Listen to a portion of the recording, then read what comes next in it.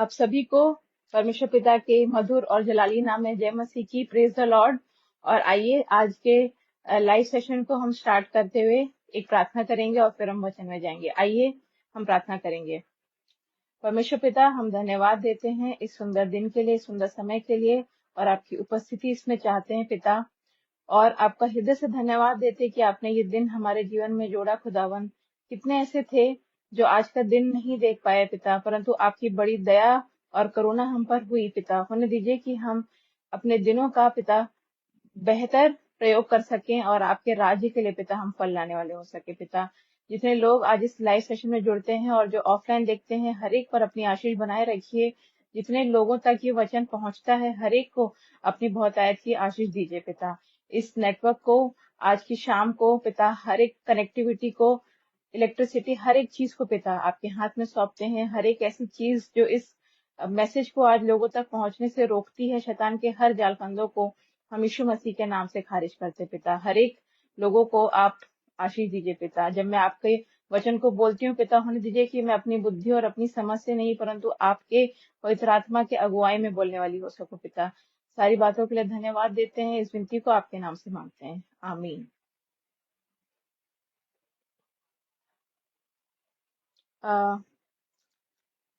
अगर आपको मेरी आवाज आ रही है तो आप मुझे बता सकते हैं, एक मैसेज कर सकते हैं आप मुझे, अगर आपको मेरी आवाज आ रही तो। आइए हम परमेश्वर की महिमा में एक गीत गाएंगे। और ये गीत आई सपोज सबको आता है, तो आप भी मेरे साथ ये गीत गाएं। हो तेरी स्तुति और आराधना करती हूँ मैं तुझसे ये प्रार्थना। हो तेरी स्तुति और आराधना करती हूँ मैं तुझसे ये प्रार्थना। करुणा से तेरी नया दिन दिखाता है, ढाल बनकर मेरी मुझे बचाता है। करुणा से तेरी नया दिन दिखाता है, ढाल बनकर मेरी मुझे बचाता है। घुटने में टेकूं बस तेरे सामने, तू है मेरा प्रभु, तू मेरा खुदा। Hallelujah, hallelujah, hallelujah, hallelujah, hallelujah, hallelujah. सारे जहां में तुझ सा कोई नहीं, तुझको छोड़ कोई प्रभु है ही नहीं। सारे जहां में तुझ सा कोई नहीं, तुझको छोड़ कोई प्रभु है ही नहीं। घुटने में टेकूं बस तेरे सामने, तू है मेरा प्रभु, तू मेरा पिता। हाले हालेलुया, हालेलुया, हालेलुया, हाले हालेलुया, हालेलुया, हालेलुया। परमेश्वर आप सभी को बहुत की आशीष दे। और हमारी ऐसी कामना है कि ये जो सुंदर गीत गाया गया है, इससे सारी महिमा हम परमेश्वर को देते हैं। Praise the Lord. आइए हम आज के वचन में चलेंगे। और आज मैं आपसे एक जिस विषय के बारे में बात करना चाहती हूँ, वो है इनकंसिस्टेंसी। इनकंसिस्टेंसी मतलब किसी भी चीज में जब हम बने नहीं रहते, इनकंसिस्टेंट रहते हैं, ब्रेक कर करके हम ऑन एंड ऑफ कोई भी चीज करते हैं, तो उस चीज का जब हम परमेश्वर के साथ भी वही चीज करते हैं, इनकंसिस्टेंट होते हैं अपनी अप्रोच में, अपने रिलेशनशिप में परमेश्वर के साथ, तो किस तरीके से हमारे साथ चीजें होती हैं, क्या उसके साइड इफेक्ट्स, क्या उसके कॉन्सिक्वेंसेस हमारी लाइफ में हो सकते हैं, आज हम इस चीज को देखेंगे। और जो वचन परमेश्वर ने आज सिखाने के लिए दिया है, वो मिलता है पहला शामुएल की पुस्तक, उसका 12वां अध्याय, बुक ऑफ फर्स्ट सैमुअल, उसका 12th चैप्टर, और 20 और 22वीं आयत, 20 से लेकर 22वीं आयत तक। पहला शामुएल उसका 12वां अध्याय और 20 से 22, ये मैं आपके लिए पढ़ देती हूँ। यहाँ पे वचन कहता है, शामुएल ने लोगों से कहा, डरो मत, तुमने यह सब बुराई तो की है, परंतु अब यहोवा के पीछे चलने से फिर मत मुड़ना, परंतु अपने संपूर्ण मन से उसकी उपासना करना और मत मुड़ना, नहीं तो ऐसी व्यर्थ वस्तुओं के पीछे चलने लगोगे जिनसे ना कुछ लाभ पहुंचेगा और ना कुछ छुटकारा हो सकता है, क्योंकि वे सब व्यर्थ हैं।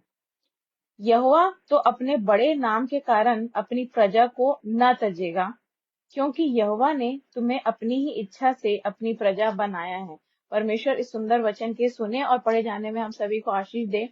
और जैसे मैंने आपको बताया कि जब हम परमेश्वर के साथ अपने रिलेशनशिप में इनकंसिस्टेंट रहते हैं, यानी हम कभी तो वचन पढ़ते हैं, कभी प्रार्थना करते हैं और कभी नहीं करते, अपने जब हमारा मन करता है तब हम करते हैं, जब नहीं मन करता तो नहीं करते, इसे इनकंसिस्टेंसी बोलते हैं। और यहाँ पे जो वचन परमेश्वर ने दिया है, ये इसमें मैं आपको थोड़ा सा इसका ब्रीफिंग देना चाहती हूँ कि ये यहाँ पे शामिल क्यों कह रहा है, किनसे कह रहा है, इस चीज के बारे में मैं आपको बताना चाहती हूँ। यहाँ पे जो शैमुएल है, वो इजराइल के लोगों को ये बातें कह रहा है, और एक तरीके से एक ये पॉजिटिव नोट में उन्हें वो समझा रहा है प्यार से, क्योंकि वो इजराइल के लोगों से स्नेह रखता था और वो इसीलिए ये अपनी ड्यूटी समझता था कि वो इजराइल के लोगों को उनका भला और बुरा समझाए, और इसी प्रोसेस में वो उनसे ये बातें कह रहा है। और आ, क्यों ये बातें कह रहा है, क्योंकि हम जानते हैं क्यों, मतलब अचानक कुछ ऐसा क्या हुआ कि वो ये बातें कह रहा है। हम जानते हैं कि इजरायली जो थे, उन्होंने अपने लिए एक राजा की मांग की थी परमेश्वर से। शामुएल को कहा था कि परमेश्वर से हमारे लिए प्रार्थना कर कि वो हमें एक नया राजा दे, और परमेश्वर उसी प्रार्थना का उत्तर स्वरूप, के प्रार्थना के उत्तर स्वरूप उन्हें एक नया राजा देता है, जो कि होता है शाऊल, या किंग सॉल जो है, वो इजरायली लोगों की प्रार्थना के उत्तर स्वरूप ही उन्हें परमेश्वर देते हैं। और जब वो देते हैं, तो ये बात सिर्फ इतनी सिंपल नहीं है कि उनने एक राजा के लिए प्रेयर की और उन्हें खुदा ने दिया, पर हमें इससे ये सीखने को मिलता है या ये समझना चाहिए कि उनने क्यों उस राजा की मांग की, वहां के लोगों ने, इसराइलियों को, जबकि वहां पे पहले से ही हम जानते हैं कि इजराइल को हमेशा से, इसराइल का लीडर हमेशा से खुदा ही रहा था। और यहाँ पे जब जैसे ही शाऊल को परमेश्वर ने अनॉइंट किया राजा होने के लिए, तो वो परमेश्वर की तरफ से ही था, परमेश्वर की तरफ से ही उसकी अनॉइंटिंग हुई थी। बट जैसे कि हमारे साथ होता है डे टू डे लाइफ में कि हर एक चीज के साथ एक टर्म्स एंड कंडीशन या एक डिस्क्लेमर आता है, तो यहाँ पे भी वही था। परमेश्वर ने उनकी प्रार्थना तो सुनी कि तू हमें एक राजा दे, तो उसने राजा तो दिया, परंतु उसके साथ एक कंडीशन थी, और वो कंडीशन ये थी कि अगर इजरायली लोग, अगर परमेश्वर से फिर गए, अगर उसकी उपासना करना उन्होंने छोड़ दिया और अपने ही तरह तरह के कामों में जो परमेश्वर को प्रसन्न नहीं करते, परमेश्वर के हिसाब से नहीं है, उसकी व्यवस्था के अगेंस्ट है, अगर वो चीजें भी करते रहे इस राजा के चुने जाने के बाद भी, तो परमेश्वर, तो वो उनके लिए ठीक नहीं होगा, क्योंकि वो कॉन्सिक्वेंसेस उनसे और ज्यादा खतरनाक और भयानक हो सकती थी। और हम आगे चल के देखेंगे कि कैसे शाऊल ने किस तरीके से परमेश्वर के विरुद्ध काम करना शुरू कर दिया, और वहां के लोगों को डिस्कम्फर्ट होने लगा अपने ही चुने हुए, अपनी ही प्रार्थना का उत्तर से मिले हुए राजा से। हम देखते हैं कि क्यों यहाँ पे इजरायली लोगों ने अपने लिए एक राजा की मांग की होगी। क्योंकि अगर हम इजरायलियों को देखें, तो इजरायलियों का एक हिस्ट्री रही है उनके साथ कि हमेशा वो परमेश्वर के साथ इनकंसिस्टेंट रहते थे अपनी अप्रोच में। वो परमेश्वर को मानते तो थे, वो परमेश्वर का भय मानते थे, उसकी उपासना भी करते थे, परंतु निरंतर नहीं, हमेशा नहीं। कभी करते थे, कभी नहीं करते थे। जब वो खुश होते थे या उन्हें कुछ चाहिए रहता था खुदा से, जब वो किसी परेशानी में पड़ते थे, तो वो खुदा की दुहाई देते थे, उससे प्रार्थना करते थे और उसका भय भी मानते थे। पर जैसे ही उन्हें वो चीज मिल जाती थी, वो परमेश्वर से दूर हो जाते थे और उसे कई बार कोसने भी लगते थे और उससे बहुत बुरा भला भी कहने लगते थे, जो हमें नहीं, बाइबल हमें करना नहीं सिखाती है। तो ये क्यों होता था? और ये राजा की मांग करना भी एक उसी तरीके के का एक नेचर प्रदर्शित करता है उनका, कि उनका जो एक ये पैटर्न था कि वो किसी भी चीज में निरंतर नहीं बने रहते थे, उन्हें हमेशा चेंजेस चाहिए होते थे। और यहाँ पे हम देखते हैं कि हमें जो सीखने की जरूरत है वो ये है कि परमेश्वर हमारी प्रार्थनाओं को उत्तर तो देते हैं, हम भी कई बार, हमारी प्रार्थनाएं कुछ ऐसी रहती हैं जो कई बार खुदा के प्लान्स के अकॉर्डिंग नहीं रहती हैं, या खुदा या वो चीजें जो हम प्रार्थना में मांग रहे हैं वो हमारे लिए, हमारे वेलफेयर के लिए नहीं है, हमारा अच्छा नहीं है उसमें, पर हम वो नहीं देख सकते क्योंकि उस सिचुएशन में, उस सर्कमस्टेंस में हमें वही चीज अपने लिए अच्छी लगती कि ये चीज से हमें खुशी मिलेगी या इस चीज से हमें सेटिस्फेक्शन मिलेगा, इसलिए हम वो चीज प्रार्थना में मांगते हैं। और यहाँ पे सेम चीज इजरायली लोगों ने भी की, पर हम देखते हैं कि उनकी इनकंसिस्टेंसी के कारण वो फिर से परीक्षा में पड़ते हैं। और क्यों ये जो इनकंसिस्टेंसी आती है, ये क्यों आती है? इनकंसिस्टेंसी इसलिए आती है जब हम परमेश्वर के साथ निरंतर अपने अपने रिलेशनशिप में बने नहीं रहते, परमेश्वर के साथ रिलेशनशिप मेंटेन नहीं करते, वचन नहीं पढ़ते और प्रार्थना नहीं करते। यहाँ पे इस पैसेज में जो सैमुअल कहता है कि फिर मत मुड़ना और अपने पुरानी चीजों में मत चले जाना, क्योंकि ये सब व्यर्थ की बातें हैं, और उसकी उपासना करना ना छोड़ना। तो यहाँ पे बेसिकली आइडल वर्शिप की बात सैमुअल कर रहा है, इजरायलियों को बता रहा है कि हमें क्यों आइडल वर्शिप नहीं करनी है। क्योंकि हम जानते हैं कि जैसे ही वो इम्पेशेंट होते थे इजरायली, जो कि अक्सर वो इम्पेशेंट होते थे, तो वो अपनी इम्पेशेंस में आके कुछ ऐसी चीज मांग लेते थे जो उनके लिए ठीक नहीं थी, और यहाँ भी वो वही चीज कर रहे थे। अक्सर हमारे साथ भी ऐसे ही होता है कि हम कई बार किसी सिचुएशन में फंस जाते हैं और और बहुत ज्यादा हम इम्पेशेंट हो जाते हैं, और जब हम इम्पेशेंट हो जाते हैं तो हमारे लिए, हम अपने लिए सही डिसीजन लेने के लिए हम अ, सही तरीके से सोच नहीं सकते, क्योंकि हम खुदा पे भरोसा नहीं कर रहे हैं। यहाँ पे इजरायलियों ने भी यही किया, और उन्होंने क्यों अपने लिए एक नए राजा की मांग की?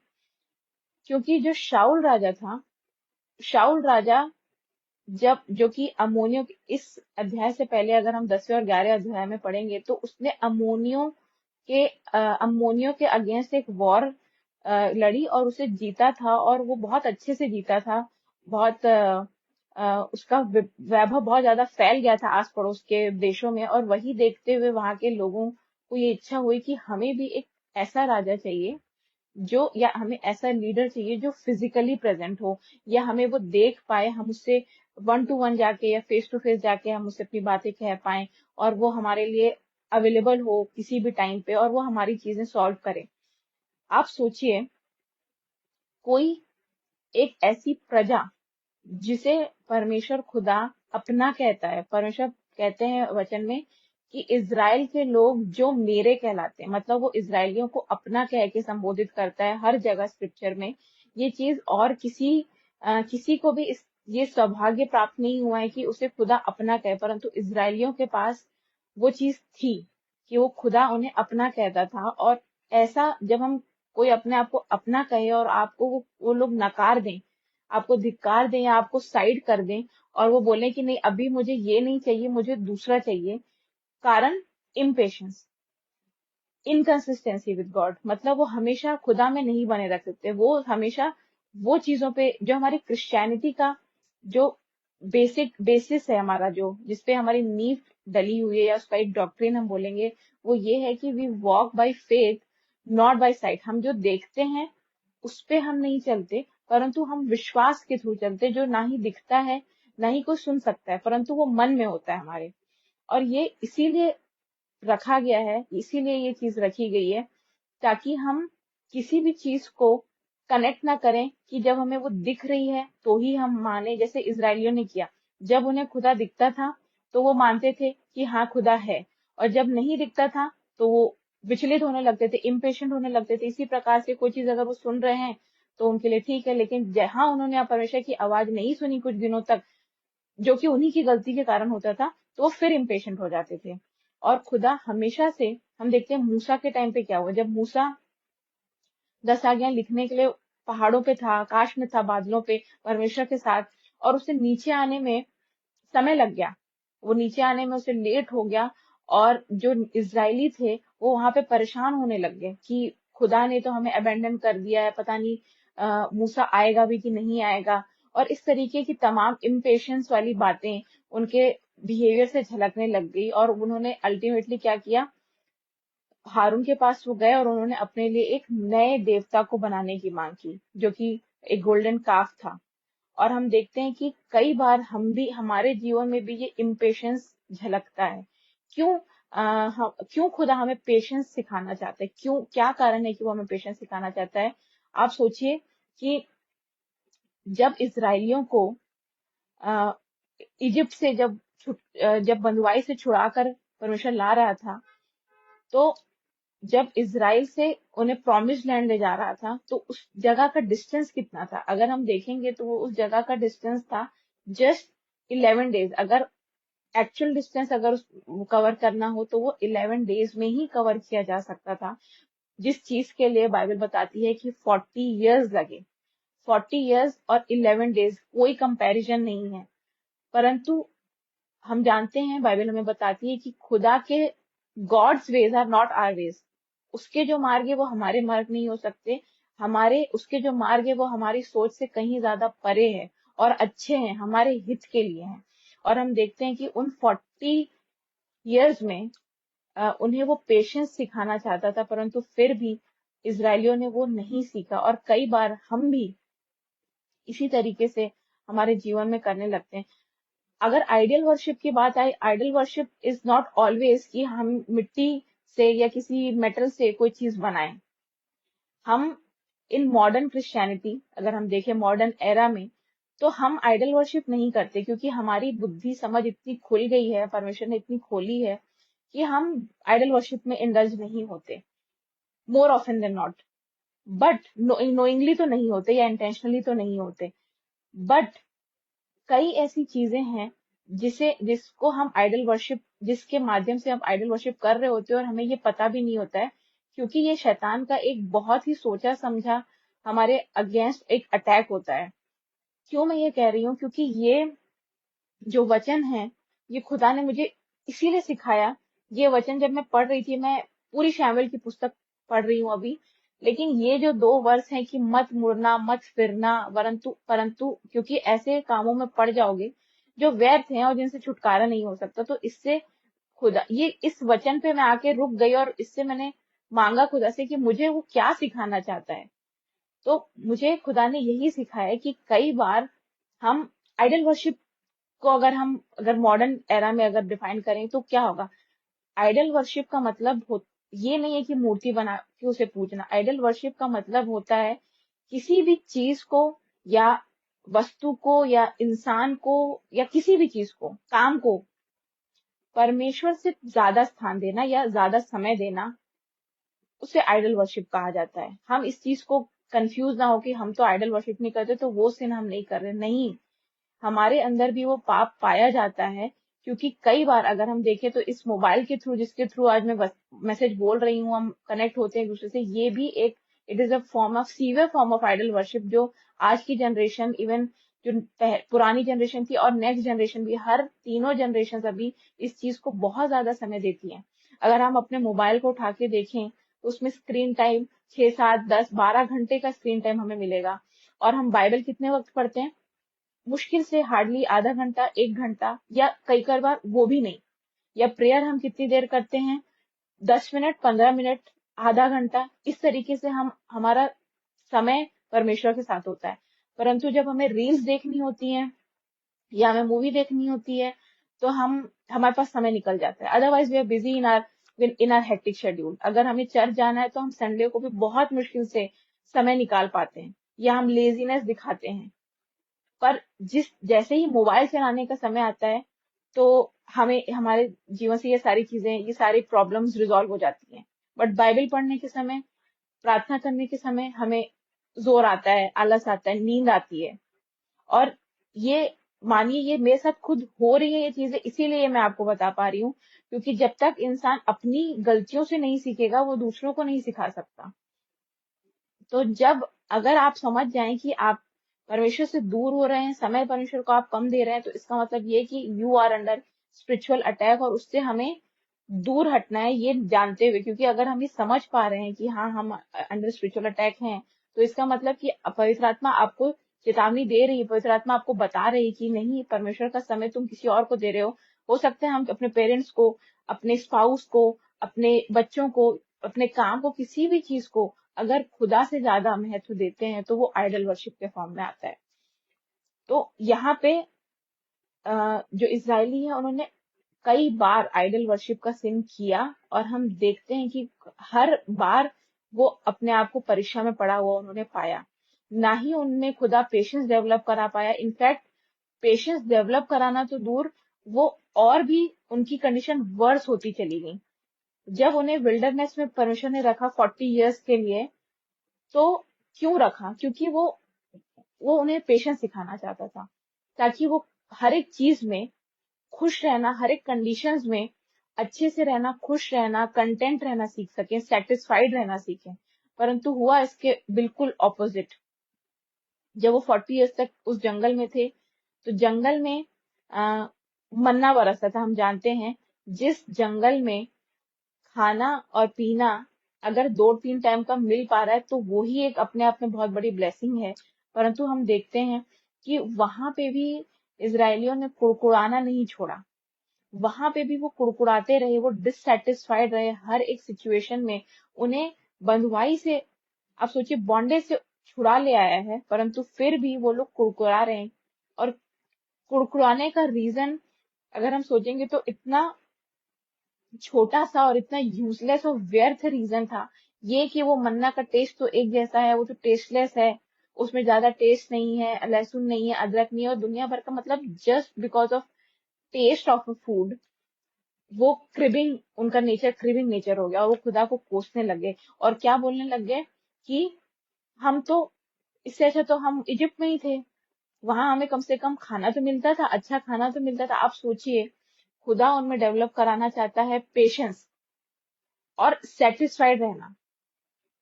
आ, पौलुस कहता है फिलिपियों 4:13 में कि प्रभु में आनंदित रहो, मैं फिर कहता हूँ सदा आनंदित रहो। वो ये कहता है, आनंदित रहने का मतलब क्या होता है? आनंदित रहने का मतलब होता है, या जॉयफुल रहने का मतलब ये होता है कि कोई भी कंडीशंस हो, आपका इनर पीस या आपका जॉय बाहरी आपके आउटर सर्कमस्टेंसेस या सिचुएशंस से अफेक्ट नहीं होना चाहिए। आप सिर्फ परमेश्वर में कंटेंट हो, आपकी खुशी परमेश्वर से जुड़ी है, आपकी खुशी परमेश्वर की भलाई से जुड़ी है, उसके विश्वास योग्यता से जुड़ी है। बट इसके विपरीत, बिल्कुल एग्जैक्ट ऑपोजिट इजरायली लोगों ने किया, और उन्होंने अपनी खुशी किससे जोड़ी? खाने से। और वो बंधुआई से, जहां से इतने दिनों तक, मतलब हम खुदा के लोग हैं, मतलब इजराइल के लोग जो खुदा के लोग कहलाते थे, जो मेरे लोग हैं, खुदा उनको मेरा बोल के एड्रेस करता था। और खुदा के लोग, खुदा जो कि यूनिवर्स का क्रिएटर है, जितनी चीजें हम देख सुन पा रहे हैं, हर एक चीज उसने क्रिएट की है। और वो जिन लोगों को अपना कहता है, उन्हें बंधुआई में रहना मंजूर है, मतलब वो बंधुआई में रहना उनके लिए खुशी लाएगा, क्योंकि उन्हें खाना अच्छा मिलेगा। पर वो चीज नहीं देखना चाहते, वो देख नहीं पा रहे हैं जो परमेश्वर उन्हें सिखाना चाहता है कि तुम पेशेंट, तुम में डेवलप हो, पेशेंट बनो, संयम बनो, संयमता आए तुम्हारे अंदर, पर वो नहीं डेवलप कर पाए। और ऑन द अदर हैंड आप देखिए बाइबल में उसी का, इसी चीज से सेम एग्जांपल आप देखिए, डैनियल को देखिए आप। क्यों ऐसा किया इस्राएलियों ने? क्योंकि वो इनकंसिस्टेंट थे। उन्हें दिखा नहीं तो वो विश्वास नहीं करेंगे, उन्हें खाना नहीं मिला वो विश्वास नहीं करेंगे, वो ये नहीं देख पा रहे, दे आर नॉट ग्रेटफुल। यहाँ वचन में आप आगे जाएंगे, इसी वर्ष में अगर 24वां अगर आप वर्ष पढ़ेंगे तो वहां शामिल कहता है, सॉरी यहाँ पे थोड़ा इलेक्ट्रिसिटी का इशू है। हाँ, यहाँ पे 24th वर्ष में शैमुल कहता है कि यह तो सोचो कि उसने तुम्हारे लिए कैसे बड़े काम किए, मतलब आप सोचिए, यह तो सोचो कि उसने तुम्हारे लिए कितने बड़े काम किए। मतलब शैमुअल उन्हें एनकरेज कर रहा, उन्हें याद दिला रहा है कि जब तुम डिजर्व भी नहीं करते थे, जब तुम परेशानियों में थे, तब परमेश्वर ने ऐसी ऐसी एडवर्स सिचुएशंस में तुम्हें यहाँ से छुड़ाया है, तुम्हें बचाया है, और तुम उससे फिर जाते हो। तो आगे के टाइम पे तुम उसके लिए ये सारी गलतियां नहीं करना, ये उन्हें समझा रहा है।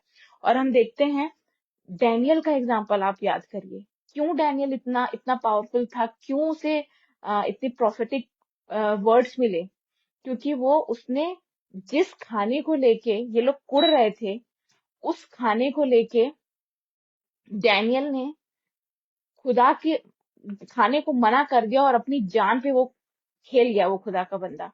उसने उसके पास हर एक लग्जूरियस या बहुत एक्सपेंसिव और बहुत अच्छा 56 भोग हम जिसे बोलते हैं, वो सब कुछ उसके एट विल अवेलेबल था, बिना मांगे उसको दिया जाता था। पर फिर भी उसने मना किया उन चीजों को, क्यों? क्योंकि वो खुदा के वचन के अगेंस्ट था। अगर वो उन्हें खाता तो वो सिर्फ खुदा के रिलेशनशिप को वो तोड़ता, और इसलिए वो उस चीज पे अड़ा रहा, कंसिस्टेंट रहा कि नहीं, मुझे ये चीज नहीं करनी है तो मैं नहीं करूंगा, मैं ये नहीं खाऊंगा, मुझे नहीं खाना, क्योंकि खुदा ये बात की, मतलब आप ओबीडियंस आप देखिए। और आज मैं और आप क्या करते हैं? हमारा जीवन क्या दानियल के जैसा है या इजरायलियों के जैसा है? ये हमें इवेल्युएट करने की जरूरत है। क्या हम छोटी छोटी बातों पे, जब हमारी प्रेयर्स आंसर नहीं होती हैं, हमारे हिसाब से नहीं होती है, तो हम क्या क्रिब करते हैं, या हम डैनियल के जैसे बिल्कुल अड़े रहते हैं, या ओबीडियंट रहते हैं नो मैटर द सर्कमस्टेंसेस? चाहे कोई भी ऑर्डर पास हो जाए, हमें परमेश्वर का साथ नहीं देना है। जो वचन हमें मना करता है करने से, वो हमें नहीं करना है, ये सिखाना चाहता है। और हम देखते हैं इस वचन में, हम जब आगे चलेंगे तो वचन कहता है, शैमुएल कहता है, और मत मुड़ना, नहीं तो ऐसी व्यर्थ वस्तुओं के पीछे चलने लगोगे जिनसे कुछ लाभ पहुंचेगा और ना छुटकारा हो सकता है। आप सोचिए, लाभ और छुटकारा, प्रॉफिट एंड डिलीवरेंस, ये दो चीजों के बारे में बोल रहा है कि ना लाभ हो सकता है ना छुटकारा। अगर हम वर्ल्डली चीजों के बारे में बोलें, या वर्ल्डली जो इंसान होता है या नॉन बिलीवर जो होता है, उसके लिए लाभ की क्या डेफिनेशन होगी? अगर आप पूछें अपने वर्क प्लेस पे या किसी भी अपने नॉन बिलीवर फ्रेंड से, कई बार तो जो क्रिश्चियन है, जो बिलीवर्स हैं, वो भी इस बात का शायद जवाब गलत ही दें। तो जो वर्ल्डली पैरामीटर होता है सक्सेस का या प्रॉफिट का, वो क्या होता है? किसी से आप पूछेंगे कि what is profit for you, तो वो ये बोलेगा कि मेरा बिजनेस अच्छा चलना मेरे लिए प्रॉफिट है, पिछले साल मेरी अर्निंग कम थी, इस साल अच्छा टर्नओवर हुआ तो उसके लिए वो प्रॉफिट हुआ। अगर किसी ने 5 रुपए की चीज खरीद के उसे 20 रुपए में बेचा तो वो प्रॉफिट है। किसी ने शेयर मार्केट में इन्वेस्ट किया और शेयर डबल हो गए तो वो उसके लिए इन्वेस्टमेंट, उसके लिए अच्छा प्रॉफिट हो गया। तो इस तरीके की डेफिनेशन देंगी कि 5 साल पहले मेरे पास एक ही घर था, लेकिन अब मेरे पास 3 घर हैं, रेंट पे चल रहा। ये this could be different definitions of gain या profit of a worldly person, जो सांसारिक व्यक्ति है। बट एज अ बिलीवर हमें क्या सिखाया गया, या हमें हमारी डेफिनेशन क्या होनी चाहिए ऑफ प्रॉफिट? पौलुस कहता है कि मेरे लिए जीना मसीह और मरना लाभ है। प्रेज गॉड, जीना मसीह और मरना लाभ। आप सोचिए कितनी कितनी अद्भुत बात है कि मरना किसी व्यक्ति के लिए लाभ हो सकता है। आप सोचिए, अगर आप किसी व्यक्ति को बताएं, अगर आप अपना आंसर उसको बताएं कि मेरे लिए तो मरना लाभ है, तो वो आप पे हंसेगा, या वो समझ नहीं पाएगा उस चीज को कि ये क्या बोल रहा है, पागल हो गया, शायद थोड़ा सा क्रैक है मेंटली, इस तरीके से आपको मॉक करेंगे शायद, कि मेरे लिए मरना कैसे, किसी के लिए मरना लाभ कैसे हो सकता, मर तो गए तो चलेगा। जबकि हर व्यक्ति, हर रिलीजन, हर फेथ ये सिखाता है कि आप जैसे आए हो वैसे ही चले जाओगे, without clothes, without any belongings आप आए हो और वैसे ही आपको जाना। Yet they fail to believe कि वर्ल्डली चीजें अलग हैं और स्पिरिचुअल चीजें अलग है। ये वरदान खुदा ने हमें दिया, ये अंडरस्टैंडिंग खुदा ने हमें दी। तो हम, पौलुस कहता है कि मेरे लिए जीना मसीह और मरना लाभ कब होगा? जब कोई व्यक्ति जी रहा है, बिलीवर है, और वो अपनी लाइफ वैसे जी रहा है जैसे खुदा चाहता है, जैसे उसकी मर्जी है, उसकी हुजूरी में जी रहा है, उससे रिलेशनशिप बना के जी रहा है, तब जाके वो ये कह पाएगा कि मेरे लिए जीना मसीह, क्योंकि उसे मालूम है कि अगर वो जीते, नो मैटर योर एज, आप 5 साल में हो, 15, 20, 50, 100 साल के भी हो, लेकिन अगर आप मसीह में नहीं जिए, आप जितने भी साल भी हो मसीह में जिए हो, तो आपको मालूम है द डे यू डाई, उस दिन आप आपके लिए लाभ होगा, क्योंकि आप उस दिन परमेश्वर के साथ होगे। आपके लिए कोई ये नहीं है कि हेड्स और टेल्स नहीं होगा कि मैं यहाँ जाऊंगा या मैं वहां जाऊंगा, नहीं, you will be with God in his kingdom, because you have, when you are alive, you have lived your life according to God's will। और यही चीज यहाँ पे लाभ को दर्शाता है, यही चीज शाऊल उन्हें बता रहा है। और डिलीवरेंस, डिलीवरेंस मतलब छुटकारा, यहाँ पे बहुत इंपॉर्टेंट है इस बात को समझना। डिलीवरेंस मतलब छुटकारा। छुटकारा किससे? पाप से, किसी भी तरीके के पाप से, किसी भी तरीके की पास्ट लाइफ जो एज पर गॉड्स वर्ड नहीं थी। हो सकता है आपके लाइफ बहुत पापों से भरी हुई हो, बहुत गलत काम किए हो, किसी व्यक्ति ने जो बाइबल में मना है वही किया हो, या इमोरल जीवन जिया हो, अनएथिकल लाइफ जी हो, कुछ भी किया हो, नॉन बिलीवर रही हो। बट अब अगर आपको डिलीवरेंस मिल गया है, छुटकारा अगर इन सारी चीजों से मिल गया है, तो क्या हम उसको वैल्यू कर पा रहे हैं या नहीं कर पा रहे हैं? ये यहाँ पे deliverance is not just from since. Deliverance मतलब आपको उसने अपने विश्वास में आपको बचा लिया है। एंड गुड न्यूज यानी गॉस्पेल हमें गुड न्यूज क्या देता है? दैट डिलीवरेंस इज फ्री, मतलब it's free of cost, it's for everyone and it's free. But आप अनफॉर्चुनेट, एक मैं कहूंगी कि आप अनफॉर्चुनेट, हमारा वो देखिए कि हमारा कितने हम अनफॉर्चुनेट हो सकते हैं कि हम वर्ल्डली फ्री चीजों के पीछे भागना प्रेफर करते हैं rather than this deliverance, this grace that God has given. वो कहता है कि मेरा अनुग्रह सबके लिए, और वो मुफ्त देता है, डिलीवरेंस, छुटकारा वो फ्री देता है। लेकिन हम क्या करते हैं? अगर हमें पता चल जाए कि यार यहाँ पे डिस्काउंट ऑफर चल रहा है, फ्लैट 50 चल रहा है, इस मॉल में डिस्काउंट चल रहा है, तो हम भाग के जाएंगे। बिल्कुल हम सैटरडे संडे को अपना शेड्यूल से टाइम निकाल के हम will make sure that we visit that place, और हम अच्छे से शॉपिंग करके आए। या अभी ये ट्रैवल एजेंसी इस टूर पे डिस्काउंट दे रही है, तो हम वहां जरूर जाएंगे। पर अगर ये सब व्यक्तियों को पता है, बी इट बिलीवर और नॉन बिलीवर, नॉन बिलीवर्स इसलिए नहीं क्योंकि उनको समझ नहीं आता, बट बिलीवर्स को पता है कि फ्री है, फिर भी आप संडे को या किसी भी कन्वेंशन में या संडे को चर्च में आप काउंट देख सकते हैं कि कितना काउंट रहता है। And it is for all of us, not just you and me, for everyone. जो वचन बोल रहा है उसके लिए भी है, जो वचन सुन रहा है उसके लिए भी है, कि हम फ्री चीज जो खुदा ने दी है उससे, उसकी हमारे लिए कोई वैल्यू नहीं है। बट जो वर्ल्डली चीजें, फ्री डिस्काउंट एंड ऑल जो है, वो हम पाने के लिए हम बहुत ज्यादा हम आतुर रहते हैं, हम ईगर रहते हैं। और यही चीज यहाँ पे शॉर्टकट्स जो मैं बोलूंगी, वो यहाँ पे इसराइलियों के नेचर में भी था। उन्हें अगर नहीं दिखा कि हाँ परमेश्वर अभी नहीं है, तो वो उनसे फिर जाएंगे। इसीलिए परमेश्वर ने अब जानते हैं परमेश्वर ने ये क्यों डॉक्ट्रिन जो ये बनाया है, that we live by faith not by sight. इसका सबसे बड़ा कारण परमेश्वर ने मुझे बताया कि क्यों ये ऐसा उन्होंने बनाया है, ताकि हम किसी भी चीज को, जैसे मैंने आपको बताया कि पौलुस कहता है कि सदा आनंदित रहो, मैं फिर कहता हूँ आनंदित रहो, मतलब आनंद को हमें किसी चीज से कनेक्ट नहीं करना है। और इसीलिए हमारा ये डॉक्ट्रिन की we live by faith not by sight है, इसीलिए ताकि हम सिर्फ परमेश्वर जब हमें दिख रहा है तब हमें विश्वास करना पड़े, या जब हम उसे सुन पा रहे तो विश्वास नहीं। हमें पता है कि वो है, भले ही वो शांत होगा, हमें हमारे जीवन में कोई काम नहीं कर रहा अभी के लिए, वेटिंग पीरियड है हमारा, बट हमें पता है कि वो है। इसीलिए, क्योंकि आप सोचें, पॉलुस जो था, पॉलुस क्या करता था? पॉलुस used to persecute Christians when he was not in Christ, right? He used to persecute them. यहूदा इस्करियोती, उसने क्या किया? वो दिन रात परमेश्वर की हुजूरी में रहता था, दिन रात उसे देखता था, उसकी टीचिंग्स को मानता था, मानता तो नहीं था, सुनता था, उसकी प्रेजेंस में रहता था। बट फिर भी उसने क्या किया? उसने पकड़वा दिया उसे, पथरस, उसने एक नहीं, तीन तीन बार उसने खुदा का इनकार किया। एक बार कोई व्यक्ति करे तो चलो उसे ये कि चलो ठीक है, हो गया एक बार। 3 बार उसने खुदा का इनकार किया, फिर भी उसे खुदा ने यूज किया अपने काम के लिए, अपनी मिनिस्ट्री को बढ़ाने के लिए, अपने किंगडम को बढ़ाने के लिए। तो यहाँ पे हम वही देखते हैं कि अगर इंसान परफेक्ट नहीं होता कभी भी, आपको खुदा किस कंडीशन से उठा के आपको कहाँ पहुंचा सकता है, ये हम कभी सोच भी नहीं सकते, हम इमेजिन भी नहीं कर सकते। और ये हमारे साथ तब होगा जब हम किसी भी चीज से हम सिर्फ विश्वास रखें मन में कि कोई खुदा है जो हमें लिए चलता है, हमारा प्रोवाइडर है और हर तरीके से हमें प्रोटेक्ट करता है।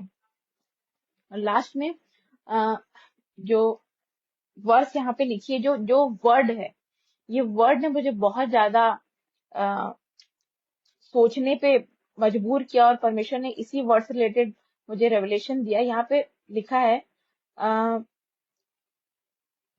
परंतु अब यहोवा, 20वें और 21वें पद में, परंतु अब यहोवा के पीछे चलने से फिर मत मुड़ना, परंतु अपने संपूर्ण मन से उसकी उपासना करना और मत मुड़ना, नहीं तो व्यर्थ की बातों में लग जाओगे। मतलब 2 बार एक ही, मतलब 2 सेंटेंस में एक, 2 बार, मतलब बार बार वो वर्ड रिपीट हुआ है कि मत मुड़ना, मत मुड़ना, मत मुड़ना, मतलब टर्निंग अवे फ्रॉम गॉड। क्यों ये ऐसा कहा गया है? हम देखते हैं कि टर्निंग अवे फ्रॉम गॉड ये एक ऐसा सिन है जो हर मसीही अपने जीवन में करता है, करता आ रहा है, बट फिर भी, और हम उसे बहुत अंडर द कारपेट करके चलते हैं। मतलब हमें हमें वो बहुत नॉर्मल सी चीज लगती है कि ठीक है, हम पापी हैं, हम गिर गए और हमसे गलती हो गई, अब नहीं करेंगे, इस तरीके की हम हमारी अप्रोच रहती है। बट और इजरायली भी यही करते थे गॉड के साथ, कभी उसके साथ, कभी दूसरा, कभी दूसरा देवता, कभी बाल देवता, कभी खुदा, कभी गोल्डन काफ, कभी खुदा, कभी अशेरा, कभी खुदा। इस तरीके से उनका ऊपर नीचे चलता रहता, ऑन एंड ऑफ उनका रिलेशन रहता। मतलब they use to turn away from God. और खुदा ने मुझे एक अद्भुत बात बताई कि क्यों क्यों मत मुड़ना, मत मुड़ना, मत फिरना, क्यों इस चीज की इतनी इंपॉर्टेंस है। अगर हम ये बार बार बोलें मत मुड़ना, मत मुड़ना, मतलब परमेश्वर कोई चीज मना कर रहा है तो हमें वो चीज नहीं करनी है। और हमारा ध्यान जाना चाहिए। आई होप आप में से बहुत लोगों का ध्यान गया होगा जो सुन रहे हैं इसको, कि मत मुड़ना कहाँ से लिया गया है और किस बात की आपको, या किस बिब्लिकल कैरेक्टर की आपको याद दिलाता है। मत मुड़ना खुदा ने कहा था, किसी को खुदा ने कहा था मत मुड़ना, पर फिर भी उसने उस बात को खुदा की नहीं सुना, और उसके साथ कॉन्सिक्वेंस क्या हुआ ये हम सब जानते हैं। यहाँ पे भी फिर से शैमुएल उस बात को चिता रहा है कि मत मुड़ना, मत मुड़ना, मतलब don't turn away from God and go into waste, useless and worldly things. मतलब अपने लिए किसी दूसरे भगवान की उपासना नहीं करने लग जाना, वरना तुम्हारे लिए कॉन्सिक्वेंसेस बहुत ज्यादा खराब होंगे। यहाँ पे मतलब ये है कि अगर तुमने राजा को अपने लिए चूज किया और उससे फिर गए, परमेश्वर की इच्छा नहीं थी उन्हें राजा देने की, परमेश्वर नहीं चाहता था कि वो शाऊल राजा बने, बट वो अनॉइंट करता है। बट ये उससे वो खुश नहीं होता, और इसका वो साइन भी देता है, वो वहां पे मेंह बरसाता है, मेंह को गरजाता है। तो ये साइन था कि वो खुश नहीं था, परंतु फिर भी इजरायलियों ने इस बात की प्रार्थना की थी तो वो उन्हें देता है, क्योंकि वो उनकी बात की वैल्यू करता है। क्योंकि और यहाँ पे लिखा है कि वो अपने बड़े नाम के कारण तुम्हें ना तजेगा। वो हमें इसीलिए नहीं अपने साथ रखता, इसलिए प्रेम नहीं करता क्योंकि हम केपेबल हैं, हम डिजर्विंग हैं। नो, वो हमें इसीलिए प्रेम करता है, हमें इसीलिए टॉलरेट करता है क्योंकि क्योंकि वो लवेबल है, वो प्रेम है। इसीलिए वो हमसे प्रेम करता है आउट ऑफ हिज नेचर, इसलिए नहीं बिकॉज वी आर डिजर्विंग। तो टर्निंग अवे के बारे में मैं आपसे बात कर रही थी कि मत मुड़ना। परमेश्वर ने, मैं लूत की पत्नी की बात कर रही थी, लॉर्ड्स वाइफ का हम वर्णन देखते हैं। जब सदोम और अमोरा नाश को नाश करने वाला था खुदा, तो उसने क्या कहा था? लूत और उसके परिवार को ये बताया था उसने कि मैं इस देश को, इस जगह को नाश करने पे हूँ और तुम सीधे चले जाना जिस देश में तुम्हें तुम्हें भेजता हूँ, पीछे पलट के मत देखना।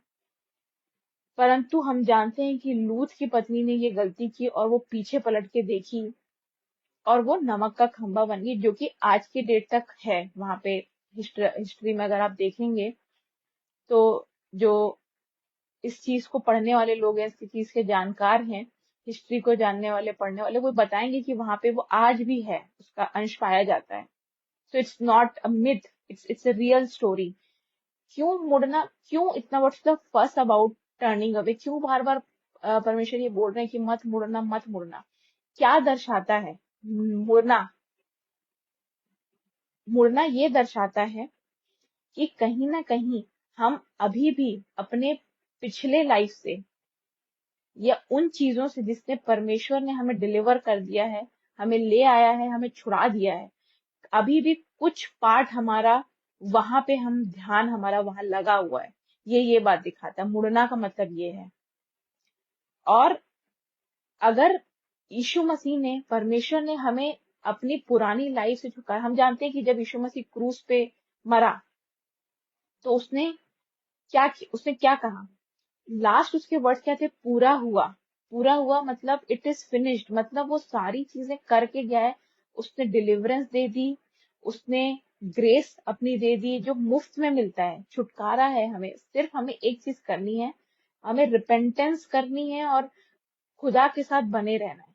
परंतु हम एक चीज भी नहीं कर सकते हैं, और हम बार बार अपने इस नेचर के कारण परमेश्वर को दुखी करते हैं, क्योंकि हम बार बार turn away from God on multiple occasions.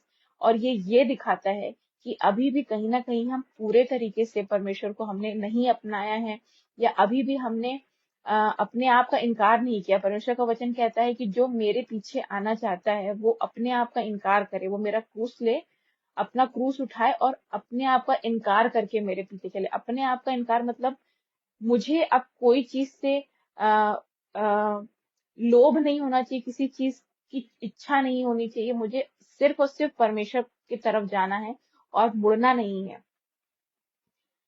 आ, पौलुस पहला कुरंथियों पहला कुरंथियों 9 का 24, पहला कुरंथियों 9 का 24 में पौलुस कहता है कि हम एक दौड़ दौड़ते हैं और हमें ऐसे दौड़ना है जिससे हम विजय पाएं, जीतें। राइट?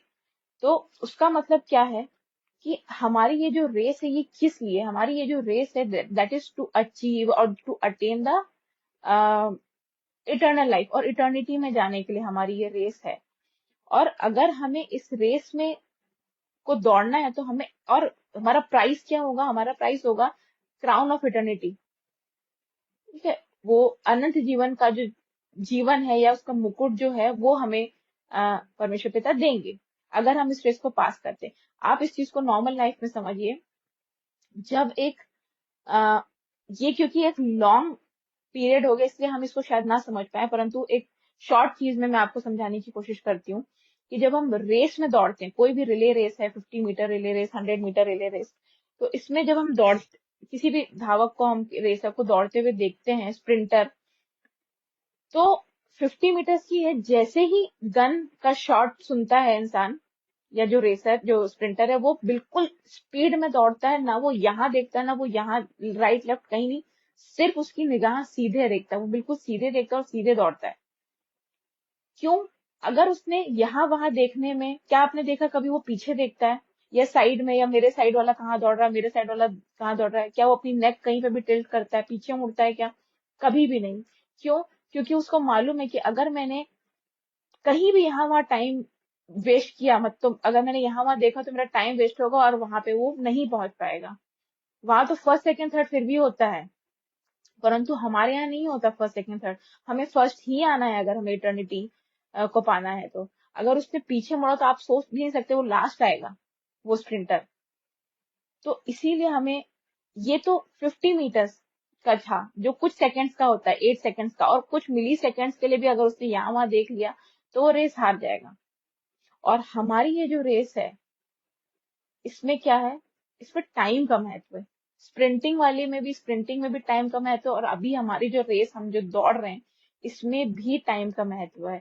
अगर टर्निंग अवे जो होता है, क्यों एक बार बार हमें सिखाया जाता है कि बने रहो, परमेश्वर में बने रहो, फिरो मत, क्योंकि अंत के दिन चल रहे, ये सब जानते हैं, ये बात सब जानते हैं, बट फिर भी उस चीज को मानना नहीं है। जो चीजें एंड टाइम्स की जो प्रोफेसीज पूरी हो रही है, हम अपने आस पड़ोस कोई भी आप न्यूज चैनल उठा के देख लें, न्यूज़पेपर उठा के देख लें, यूट्यूब पे देख लें, हर जगह बाइबल में जो जो लिखा है वो चीजें पूरी हो रही हैं, हम सब जानते हैं। तो जब हम पीछे देखते हैं तो इसका मतलब है कि जिस सिंफुल लाइफ से परमेश्वर ने हमें डिलीवरेंस दे दी थी, अभी भी हमारा मन वहां है। और जब हम वहां देखेंगे तो हमारा टाइम बहुत इंपॉर्टेंट है, हमारा टाइम वेस्ट होता है। हम जो टाइम खुदा की हुजूरी में रहने के लिए हमने रखा था, वो हम पाप में वापस से इंडल्ज होने में दे रहे हैं।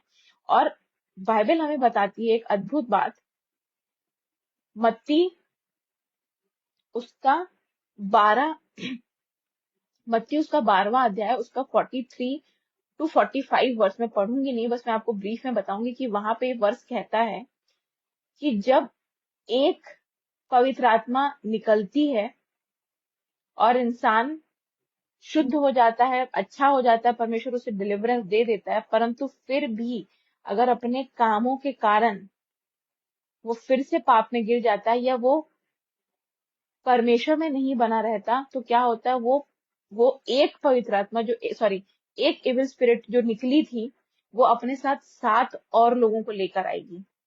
अब देखिए कितनी कितनी भयानक बात हो सकती है। और ये इतना अद्भुत वचन, एक रेवलेशन मुझे परमेश्वर ने दिया कि मतलब अगर एक व्यक्ति टर्न अवे होता है from the God now at this time, ये जो समय चल रहा है, अगर हम हमारी बुद्धि परमेश्वर ने इतनी खोली है कि हम एंड टाइम्स को समझते हैं, उसे देख पाते हैं, उसकी रियलिटीज को समझ पाते हैं, तो इसका मतलब ये कि परमेश्वर ने हमें कुछ काम करने के लिए रखा है, वो हमसे बात करना चाहता है, वो चाहता है कि हम नाश ना हो, इसीलिए वो हमें बार बार इन बातों को चिता रहा है। वरना कई ऐसे भी लोग हैं जिनका जीवन बिल्कुल नहीं बदल रहा, जो बिल्कुल अपनी पुरानी डोरमेंट लाइफ में they are happy and they are content, they are not bothered about the realities of the end times. तो अगर हमें उन चीजों के बारे में परमेश्वर ने जगाया है, पवित्र आत्मा ने हमें चिता रही है हमें, और हम ही उस पाप में वापस चले जा रहे हैं, या we are turning away from God thinking that we have so much time, we can again come back to, नहीं, क्योंकि अभी हो सकता है कि हम टर्न अवे हो गए, परमेश्वर के साथ बने रहे और फिर हम इनकंसिस्टेंट हो गए, हम फिर गए परमेश्वर से, मुड़ गए हम। हो सकता है जिस वक्त हम मुड़े हुए हैं उस पीरियड में ही परमेश्वर आ जाए, यीशु मसीह आ जाए, तो हम क्या करेंगे? हमारे इसीलिए हमारे टाइम का महत्व है, टाइम का बहुत महत्व है, क्योंकि अगर हम ये चीज नहीं समझेंगे कि हम हमारे वापस अगर हम खाली हो गए, मतलब एक दुष्ट आत्मा 7 को लेके क्यों आती, क्योंकि उसे मालूम है कि अब अगर हमारा body is a temple of Holi spirit, अगर उसमें होली स्पिरिट नहीं रहेगी तो कोई तो रहेगा ही, आप खाली नहीं रह सकते। हम we are empty vessels, Bible हमें उपयोगी पात्र बताती, खाली पात्र जिसे या तो परमेश्वर यूज कर सकता है या डेविड यूज कर सकता है, ये चॉइस हमारी है, चॉइस हमारी होगी। हेल्प करता है खुदा, और डेविल हमें खींचने की कोशिश करता है पाप में, लेकिन अल्टीमेट चॉइस हमारी है कि हम ओबीडिएंट रहना चाहते हैं, हम सेटिस्फाइड परमेश्वर में रहना चाहते हैं या अदरवाइज। तो इसीलिए अगर हम अपने आप को पवित्र आत्मा से खाली कर देंगे, इनकंसिस्टेंट हो जाएंगे, तो हम खाली रहेंगे तो दुष्ट आत्मा आके एक नहीं 7 आ जाएंगी, और हमें वो और उसको निकालना और ज्यादा डिफिकल्ट है, उसको निकालने के लिए और ज्यादा टाइम लगेगा और ज्यादा एफर्ट लगेगा और बहुत तकलीफ होगी हमें। और खुदा कभी भी हमें ऐसी चीजें नहीं करना चाहता कि जिससे हमें तकलीफ हो। वो अपने नाम के निमित्त अपनी प्रजा की रखवाली करता है, मतलब उसका नाम, वो अपने नाम को मेंटेन करता है। उसने कहा कि मैं इज़राइल का रक्षक हूंगा, तो वो इज़राइल को बचाता है। आप सोचिए, इज़राइल के लोग जिन्हें परमेश्वर पूरी पृथ्वी पे सबसे ज्यादा प्यार करता है, सबसे ज्यादा वही लोग उससे फिरे और उसे तुच्छ जाना, और उसे उसे उसकी उससे टर्न अवे हो गए और दूसरे दूसरे देवताओं को मानने लगे, और उसने जो जो जब जब खुदा ने उन्हें मना किया, उन्हें वो चीजें की। उसने कहा कि लाल समुद्र में जब वो भाग रहा था, दो दो भाग करा, तो उसने बोला सीधे देखते जाना, वहां पे वो सीधे चले। फिर वहां विल्डरनेस में वापस उन्होंने देखा कि अरे वहां इजिप्ट में ही अच्छे थे, खाना तो मिलता था। उसके बाद जब मूसा का समय आया, तो नहीं, मूसा तो नहीं आ रहा है और परमेश्वर तो लेट कर रहा है, परमेश्वर ने हमें छोड़ दिया, हमें त्याग दिया, हमें तो एक नया देवता चाहिए। तो फिर उन्होंने वो बछड़ा बना लिया अपने लिए। इस तरीके से कई बार ऐसा हुआ है कि वो फिर जाता है, लोग उससे फिर जाते हैं। जबकि पूरा जब, और फिर जब वो कनान देश में जा रहे थे तो उन्होंने कहा था, खुदा ने बोला था उनको कि अन्य जातियों में जाके शादियां मत करना, क्योंकि वो तुमसे मूर्ति पूजा का पाप करेंगे, यानी वो व्यभिचार कराएंगे तुमसे। फिर भी लोगों ने नहीं सुना और वही चीजें हुई। जानते हैं, जब हम परमेश्वर से मुड़ जाते हैं ना, तो इसमें परमेश्वर का लॉस नहीं है, इसमें हमारा लॉस है। परमेश्वर को कोई फर्क नहीं पड़ेगा अगर हम फिर जाएं और शैतान के उसमें चले जाएं। शैतान तो खुश होता है, परंतु परमेश्वर के लिए हर एक लाइफ की इंपॉर्टेंस है। उसने एक लौते पुत्र को दे के हर एक को छुड़ाया है। तो जिसने अपना पुत्र दे के हमें छुड़ा दिया है, वो क्या हमें ऐसे ही त्याग देगा? वो हमें नहीं बचाएगा क्या? वो इसीलिए हमें बार बार बताता है, हमें बार बार पवित्र आत्मा हमें बताती है कि हमें ये चीज नहीं करनी है। क्योंकि वो, अगर हमारा लॉस है तो इसमें परमेश्वर अपना लॉस देखता है। शैतान को कोई वो नहीं है कि हाँ, शैतान तो खुश होगा कि उसकी उसकी आर्मी बढ़ गई और इसको मैंने, एक आर्मी को, एक व्यक्ति को इधर कर लिया। पर खुदा को तकलीफ होती है। विश्व के सभी देशों को ये बात पता है कि इजराइल की क्या इंपॉर्टेंस है खुदा के लिए, या खुदा की निगाहों में, या क्रिश्चियनिटी के लिए, क्रिश्चियनिटी में इजराइल की क्या इंपॉर्टेंस है। और अब इजराइल सिर्फ एक ज्योग्राफिक एरिया नहीं रह गया। पहले वो ज्योग्राफिक एरिया था, but now we all who are believers are now Israel. अब हम सब इजराइल हैं, याकूब हैं हम सब।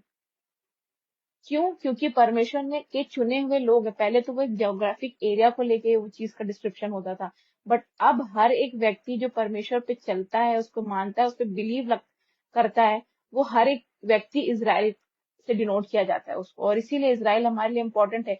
आप सोचिए कि हर एक व्यक्ति को ये पता है कि इजराइल का प्रोटेक्टर खुदा है, खुद पर्सनल प्रोटेक्टर है। और एक जगह वचन बाइबल में कहीं लिखा भी है कि पूरे पृथ्वी में, पूरे कहीं पे भी इजराइल को छोड़ के खुदा नहीं है। आप सोचिए, और फिर भी इजराइल के लोगों ने इस तरीके की इनकंसिस्टेंसी परमेश्वर के साथ दिखाई, तो उसे किस तरीके से उसे तकलीफ होती होगी। और मैं इस वचन को इस नोट पे एंड करना चाहती हूँ कि अ, जिस तरीके से इजराइल के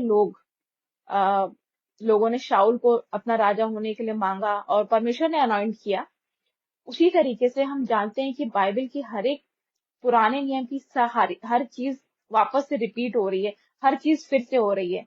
not necessarily in the same manner, but आप कनेक्ट कर सकते हो। जो वचन पढ़ेगा उसे समझ में आएगा, खुदा उसे इस बात की समझ देगा जो चीजों को कनेक्ट कर सके। और हम जानते हैं कि बहुत जल्द जैसे ही परमेश्वर यीशु मसीह आके अपने लोगों को ले जाएंगे, तो एक फिर से एक नया राजा के लिए लोग मांग करेंगे, और एक वो नया राजा फिर से आने वाला है, और चीजें वैसे ही होंगी जैसे यहाँ पे हो रही हैं। उस समय भी जो लोग होंगे इस पृथ्वी पे, वो सब डिससेटिस्फाइड रहेंगे जो करंट जो सिस्टम रहेगा, और वो अपने लिए एक राजा की मांग करेंगे। और वो राजा इलेक्ट होके आएगा भी, और बहुत अच्छा काम करेगा। शुरू में बहुत शांति का प्रचार करेगा और सारी चीजें करेगा, परंतु एक दिन आएगा, परंतु उस राजा के इलेक्ट होने में परमेश्वर की इच्छा नहीं है। परमेश्वर की इच्छा नहीं है। वो इलेक्ट होगा और कुछ समय के बाद वो ऐसी चीजें करेगा कि जिन लोगों ने उसे बनाया है, उसे अपना लीडर चुना है, उनको ही वो इतना परेशान करेगा जो पीड़ा सहने से बाहर होगी। और हम सब जानते हैं वो मसीह विरोधी है, जिस राजा की मैं बात कर रही हूँ। तो इसीलिए परमेश्वर ये सारी बातें, हमें परमेश्वर समझाना चाहता है कि उनने ये किया तो तुम भी ये मत करना, तुम्हें ये क्या सीख लेनी है उनसे, और यही हमें वो सिखाना चाहता है। और अगर हम इनकंसिस्टेंट रहेंगे परमेश्वर के साथ, परमेश्वर से पर्सनल रिलेशनशिप मेंटेन नहीं करेंगे, तो ये आगे के लिए हमें प्रिपरेशन है। जो पेशेंस की जो मैं आपसे बात कर रही थी कि वो हमें पेशेंस डेवलप कराना चाहता है, वो इसीलिए ताकि जब परसिक्यूशन का टाइम आए, सताव आए, जो कि आने वाला है, आएगा, ये बाइबल की रियलिटी है, this is the truth and this is inevitable, because this is the word of God. तो वो बदलेगा नहीं। टल सकता है, डिले हो सकता है, बट वो बदलेगा नहीं, कैंसिल आउट नहीं होगा। तो जब परसिक्यूशन आता है, एंड गॉड फॉरबिड हम में से कोई रह जाता है यहाँ और हम रैप्चर में मसीह के साथ उठाए नहीं जाते, गॉड फॉरबिड, तो जो पेशेंस की हमें तब ये पेशेंस जो अब हम अभी डेवलप कर रहे हैं, ये सारी चीजें हमें तब काम आएंगी, ताकि हम तोड़े ना जा सके आसानी से, या जब वो छाप दी जा रही हो तब हम आसानी से टूटे ना। अगर हम परमेश्वर में स्पिरिचुअली स्ट्रांग रहेंगे, हम हमारी जो स्पिरिट है वो स्ट्रांग रहेगी, स्टेबल रहेगी, तभी जाके हम इन चीजों को ना बोल पाएंगे जैसे डैनियल बोला करता था। ना कि हम इजरायलियों के जैसे बनेंगे कि जो तुरंत अपने सर्कमस्टेंसेस को देख के डगमगा जाते थे और इन्फ्लुएंस हो जाते थे नेगेटिवली। परमेश्वर इस वचन के द्वारा हम सभी को आशीष दे, और may God bless you. And मैं धन्यवाद देना चाहती हूँ अनुपम अंकल का और शबनम आंटी का, कि उन्होंने मुझे फिर से एक प्लेटफॉर्म दिया जिसके थ्रू मैं अपना मैसेज जो परमेश्वर ने मुझे सिखाया है वो आपसे शेयर कर पाई। एक छोटी सी प्रार्थना करके हम इस वचन को एंड करेंगे। परमेश्वर पिता, आपकी बड़ी दया और करुणा के लिए आपको धन्यवाद देते, इस अद्भुत वचन के लिए, सारे आपके रेवलेशन के लिए, सारी आपकी शिक्षाओं के लिए हम आपको धन्यवाद देते पिता। इस वक्त जितने भी लोग इस वचन को सुन रहे हैं, जिन्होंने इसे सुना है, जो आगे सुनेंगे पिता, हर एक के जीवन में ये वचन काम करने वाला हो सके पिता। हम वचन के सुनने वाले नहीं परंतु उस पर चलने वाले बने पिता। और जो कुछ भी आपने हमें सिखाया है पिता, हम आपके चुने हुए लोग हैं पिता। इस बात का पिता हम हमेशा अपने मन में इस बात को रखें और हमेशा आपके प्रति ओबीडियंट रहें। पवित्र आत्मा का गाइडेंस हमें दीजिए, पवित्र आत्मा की सामर्थ हमें दीजिए पिता, कि हम हर एक वो काम कर पाए जो आपने हमें करने के लिए बुलाया है पिता। हर एक को छू लीजिए, हर एक को आशीष दीजिए पिता। इस विनती को आपके ही प्यारे और मीठे नाम से मांगती हूँ, सुनिए और दया से ग्रहण करिए, आमीन। आप सभी को प्रेज द लॉर्ड।